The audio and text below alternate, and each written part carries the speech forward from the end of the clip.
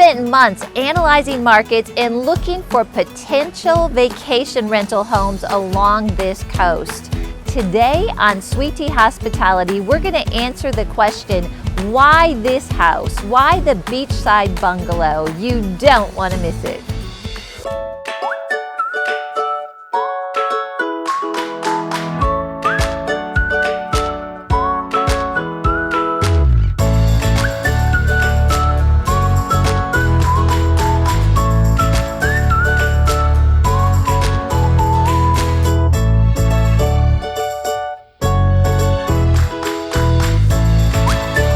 Welcome to Sweet Tea Hospitality. I'm Karen Conrad and I'm so glad that you joined me today. We're going to be talking about how to find the right property. Do you know there's a lot of things that we considered before we purchased the beachside bungalow? To name a few, it was looking at exit strategies. We want to make sure there's cash flow, price to earnings ratios, general market trends. Overall, if we purchase this vacation rental, are we going to make money? In addition to the analytics that I just described, I really like to have the feel of a home and an area. And all those things were things we took into consideration when we purchased what's now called the beachside bungalow. One of the most important things with a vacation rental is you have to look at a home and know, is this going to look good on the internet? Are people going to like what they see? Because that's where the booking starts. And then from there, when they arrive at the property, is it a place that they're going to enjoy staying? And do we have all the amenities that somebody's going to be looking for? Oftentimes there are hidden gems in a market, and we're going to help you to know how you too can find that hidden gem.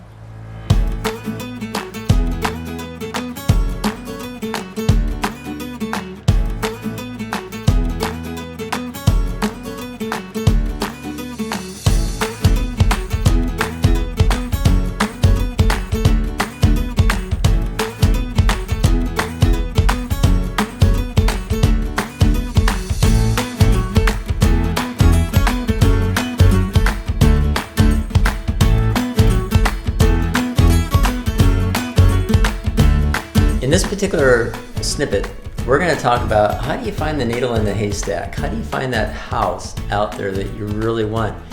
As you know, we're a family operation, and Levi is really gifted at finding, searching, calculating, finding that needle in the haystack. And if you think about it, gifts don't really have an order. So in a team, Levi plays the role of really that gifted person who does this. And it's kind of like a treasure hunt. How do you do it, Levi? Well, I would say the first key to like targeting the property that you want and knowing how much you can pay for it is thinking only about how much the property is worth to you and not thinking about how much it's worth to other people. So when I'm analyzing properties, whether it be on MLS or off MLS, I'm thinking about how much that property is worth to me as an investment. So I have these financial metrics of cash on cash return and just other ratios on how the property is going to perform as an investment. Instead of going out to try to get a good deal or trying to beat someone else that also might be interested in the property, I'm thinking about how much is that property worth to me, and I don't consider other factors because that's when you get into trouble. And there's another factor here. What's that? Well, you have these great analytical metrics that you run it through, and then Karen, mom, she's got the intuitive, like, how does this feel in the whole, like, heart, and what's this property feel like when I stand here and I take it all in? So part of her assessment is landing on the property that you found and then kind of like taking it all in and seeing, is this something that really has that kind of like package and the value?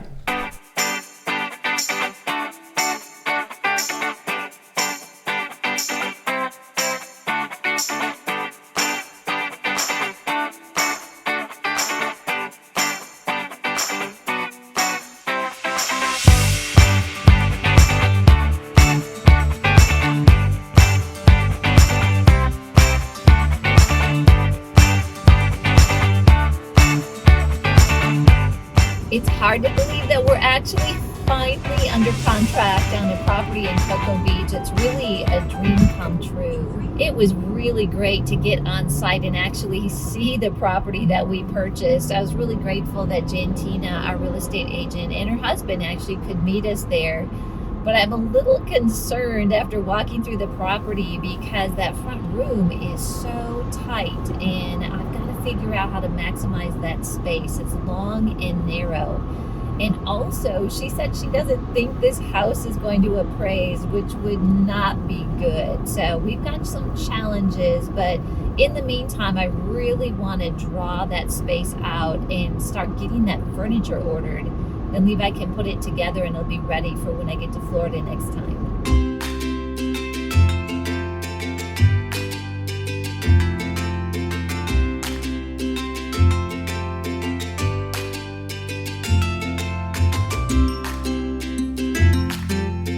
Hi, we are so excited because we just closed on our next project that we are calling the Beachside Bungalow. We're in the midst of Cocoa Beach, Florida. We are 1 block from the ocean, and I gotta tell you, this is really, really special to us. We spent years coming here as a family. Levi learned to surf here, and it's kind of a dream come true to finally buy our first property here. Now, there's some work to do, as you can see, but we are so excited to be going into this project, and we are going to turn what is sort of a plain, maybe some work needed type house to something that is beautiful and truly that beachside bungalow.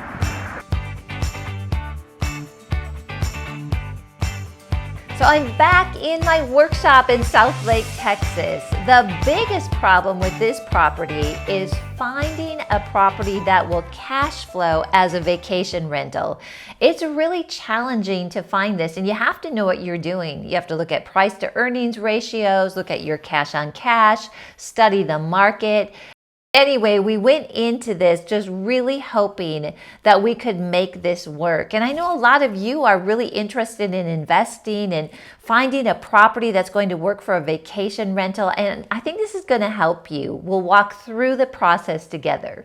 There was a lot going on, and I'm thinking that might be a little bit of a pattern for us. What do you think? Well, in any ways, it was a good thing for me to work on fixing these problems and finding solutions.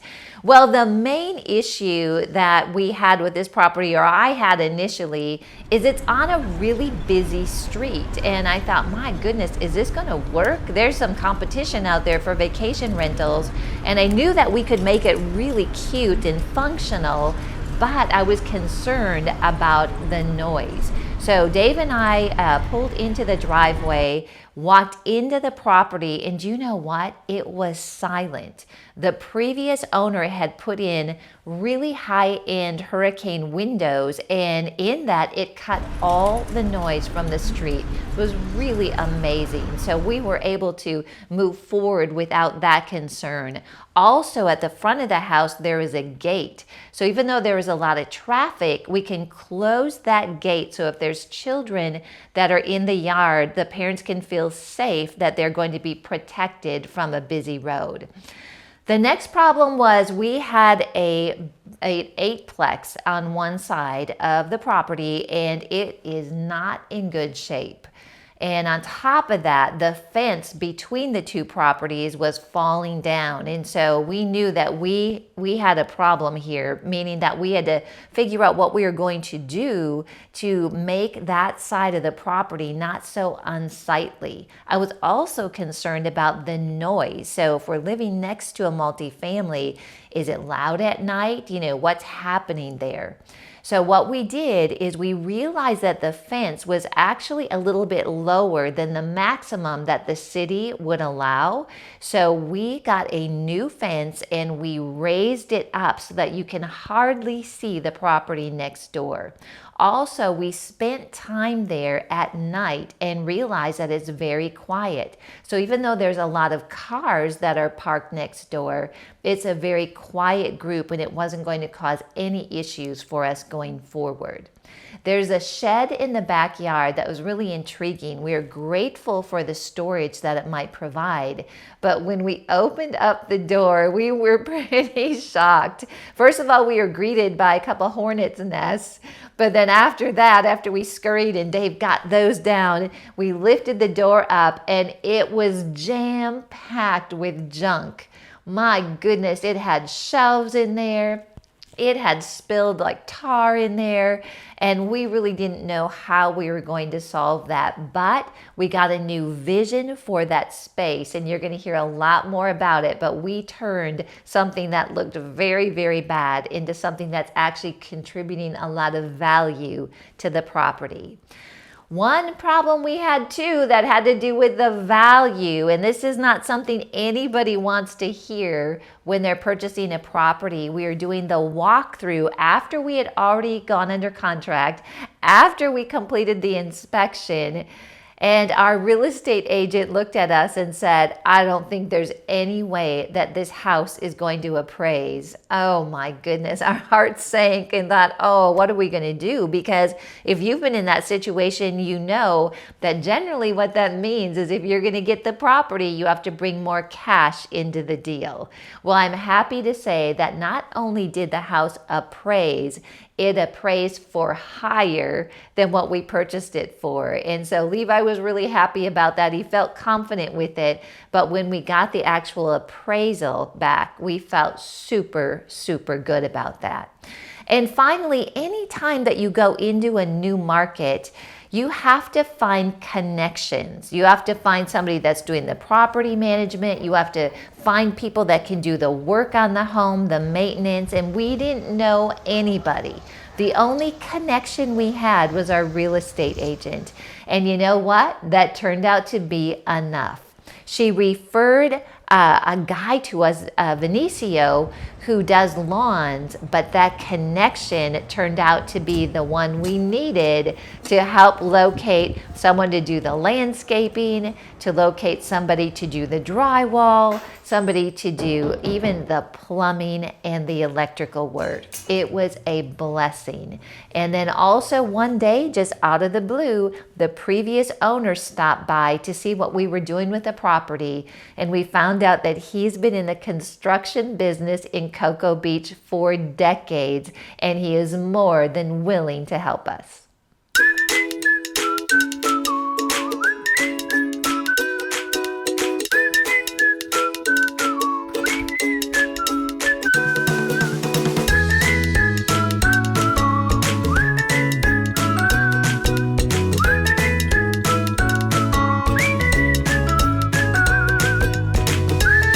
When deciding where to purchase in Cocoa Beach, ideally we would love to be on the ocean, but these properties are all way over $1 million. As a matter of fact, most of them now are more like $3 million. So we wanted to be able to access the beach really easily, but not pay oceanfront prices. So we looked at, I'm going to draw this out for you so you can see and understand how this works. This is called A1A, and it's a one-way going this way. There's properties here on both sides. Okay, and this is ours right here. One there, multifamily there. This is another busy road. This is A1A, and it's all going this way. And so what we wanted to do is find a place that we could have beach living, right, without the oceanfront price. But also, we wanted to make sure that we were buying it where it was easy to get to the ocean. So a lot of people might buy over here, okay, and that's okay, except if we do that, if I want to take my kids from my vacation rental, right, and go to the beach, now I'm crossing this busy road of A1A. These roads aren't busy, and another busy road, and before you know it, it's just not very convenient. So we actually timed it from this property. We could walk alongside here, not deal with this traffic at all. This is a quiet road. Just cross one-way road and boom, we're right there on the beach. There's a nice public access here with only like 8 spots, so it stays really quiet. And when we timed it, it's only 90 seconds from the front door to the beach, crossing only one road. So that to us was the best value, and instead of spending millions, we only had to spend $462,000. We're back at the South Lake, Texas workshop for Sweet Tea. It's really good to be here, but we're already missing Florida. We are, but I've got my Florida shirt on because I've got little pineapples and palm trees going. You do. You usually have socks like that as well. He's always got just a little bit of the beach somewhere, right, in your outfit. Yeah, I'm missing Florida as well, and we're just really blessed to go back and forth. But there's a lot of work to be done, which is why we're in the workshop and really reflecting back on this whole project. And we've been to Florida a lot, and we've actually been looking at property there for a long time, and it just seemed like all at once we were ready to move, and it almost took us by surprise. We put the offer in, and there we were in Cocoa Beach. Well, it's like building a history where you begin to experience God's activity in your life, because we want to talk a little bit about that in this segment. We talked earlier about Levi, great gifting, analytical, looking at properties. Researcher. You have a great intuitive feel when you initially get there, like, is this going to be... What's it feel like? Exactly. So the whole idea of building a history is just learning to recognize the fingerprints of what helps you with the why. Why this place? Yes. Yeah. Yeah, and you've got a biblical tie that you're going to share with people, because there is a time and there is a season, and we have to know what that time and season is for us. I think something that we're tempted with is, oh my goodness, why didn't we buy 3 years ago? Because we were starting to look at what was happening with the values. But you know, God's got a plan in a season that's right for us. And so that's really helped us to be at peace. And I think it could encourage a lot of you out there as well. It does, because if you have experienced the feeling of loss or disappointment, in God's reality, as He works to your benefit, He doesn't want you to feel like you're walking around a loser. And He really wants you to know that as you cooperate with Him, He's going to bring things together. And one of the verses that we've really enjoyed is out of 1 Chronicles chapter 12. And it talks about the sons of Issachar. And it makes an interesting statement in that chapter about the sons of Issachar, that they understood the times and they knew what to do. That's a powerful combination. Very powerful. Because it's powerful to understand the times, like what in the world is going on. Right. But then to know what to do, that combination is really powerful. So when you talk about we suddenly bought a house, with us it was a little bit sudden, but in God's timing, as we have chosen to follow Him and essentially invite Him to lead us in this process, it wasn't sudden in the sense that we recognized this is the timing and this is the house. Yeah, that's so true. I mean, all the numbers lined up as well. So you kind of bring that practical knowledge and information in, which we learned from Billy and Becky Epperhart with Wealth Builders, which has just helped us tremendously.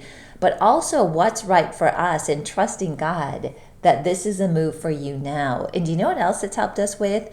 We've got bids in actually right now on houses, and usually it's sort of like, oh my gosh, did we get it, or what's happening? But we really learned to put our trust because of this in the Lord, and just know like, hey, we felt like we're supposed to put the bid in at this amount. If we get it, great. If we don't, that's all right. We just kind of go on to the next. It's okay.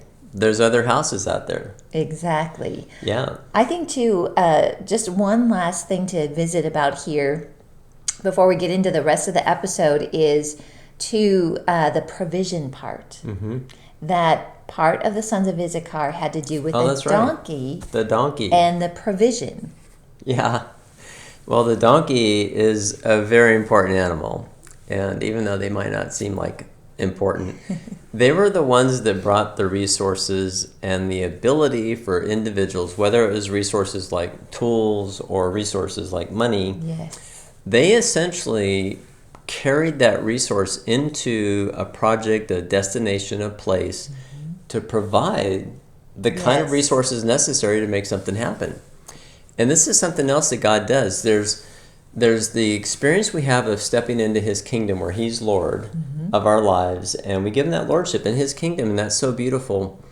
And then the Bible says too in John 3:3 that when we're born again, we can actually see the kingdom, because he wants us to step into the kingdom of heaven where the resources are, so he can release those resources in our lives. So we're like that little donkey carrying around the resources of heaven. Are. And really, like 3 years ago, we didn't have the resources. It's really interesting how God made provision that the house in Minnesota sold, right? Just at that time, I had some unexpected income coming in. Our hearts were ready and prepared. Levi's heart was ready and prepared. We had gotten the knowledge, and it was just amazing how it came together. So it's a really great parallel with the sons of Issachar, and just want everybody to be encouraged that, if this is a desire that you have to start investing in real estate, or maybe buying your first home, or a place where you just want to have the hospitality that God has in mind for our homes just really be visible and tangible for people. Just grab hold of that by faith in that timing, because God's putting that desire in your heart now for a reason. And just trust that the things will come together. Now, we do a lot in the natural. We work, we follow up with things. We don't expect it to fall on our head. But we cooperate. I'd like that, though. Wouldn't that be nice? That'd be cool. But we do cooperate with God with that. We do our part, and he is faithful to do his part. He really is. And one of the simple things that you and I do is we thank the Lord because we know he loves us. We thank God. Thank you that you are helping us to see the times of where we're at, what to do, and how you want to do it and accomplish it. Yes. We thank you ahead of time that you're doing it. And we actually make the choice to listen and respond and walk with you. And it's a beautiful process because it feels really safe. It does. It's peaceful. It's not strange at all. It's inviting God into a process where he has already told us, you haven't even thought about the things I have for you, but I'm going to help you realize them.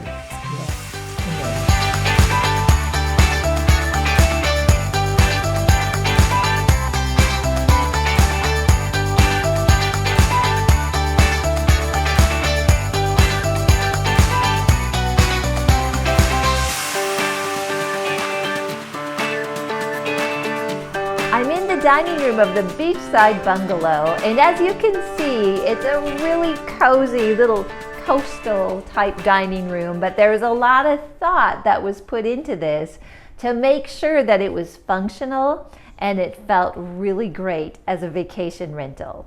I've been in a lot of different vacation rentals. You probably have too, and some of them are amazing. Others, you kind of look at the furniture or the dining room table in particular and think, you know what, I think you just tried to get a table in. You weren't really paying attention to how someone would use it. Or sometimes you can tell, it's like, oh, I think they went down and got that at a garage sale for about $10, right? Just to say they have a table. Well, we wanted to make sure that everything we put into this dining room tied in with the rest of the house because we want to get top dollar on this vacation rental. So I found this table that really fit in the dimensions actually on Amazon, and I've got these great guys that put all the furniture together. But let me just point out some of the very specific design elements that I took into consideration to bring this dining room together. As you can see, the chairs have got some black on them. And one of the things I like to do is bring black into every room. And I learned that from my mom. Just to bring the color black is elegant, it's substantial, and you know from watching these programs that I brought in black curtain rods. And so this, tying in with the dark wood in this space, really warmed it up and gave it sort of like a substantial feel to this very small dining room. All of the walls in the beachside bungalow are white and we did not want to have to repaint. So I also had to figure out how to work with white walls and kind of warm it up at the same time. So one of the things that we decided to do in the dining room is to replace the dining room chandelier. It was a nickel or chrome, you might say, glass ball, which initially I thought was fine. But as I started looking at it, I realized that we needed something a little more substantial and something to warm the space up. So I found this at Lowe's, and it is a shade that goes with the lampshade in the other room, in the front living room. And it's got that same black in it that tied it into the rest of the house. And you know, once the guys got that up, it gave it just a really nice warm feel. We've got the same curtains in here. And then I had to figure out where I was going to store things. The kitchen in this space is very, very small, so I don't have a lot of cupboard space. And you know, there's these things that you want to store, and you want to be able to put napkins in and set things on in a dining room. Otherwise, it's just walls. And so I found this end table, or I guess it would be more like a side table, with drawers in a great off-white color, and it's only 10 inches wide. If it was any wider than that, it would have infringed on the seating area. So I was super happy to find this. It's really high quality, and it allowed me to bring in some more fun decor, which really brought heart to the beachside bungalow.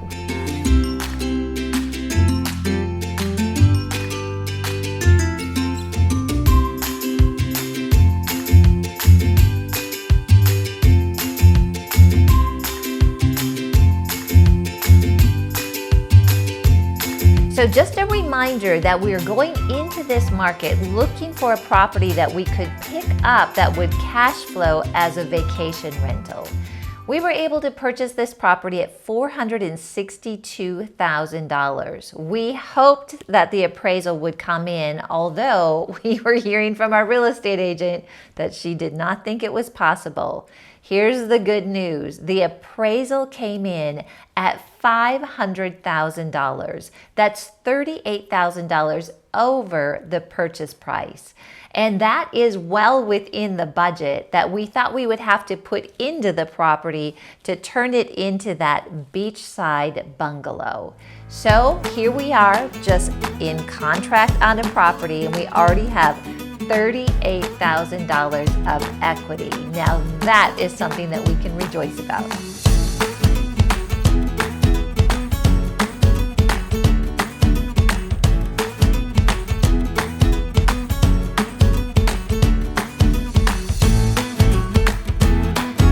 I hope you've enjoyed today's episode of Sweet Tea Hospitality. You know, I think we've answered the question of why we purchased here, and I have to tell you, we really feel this is the right area.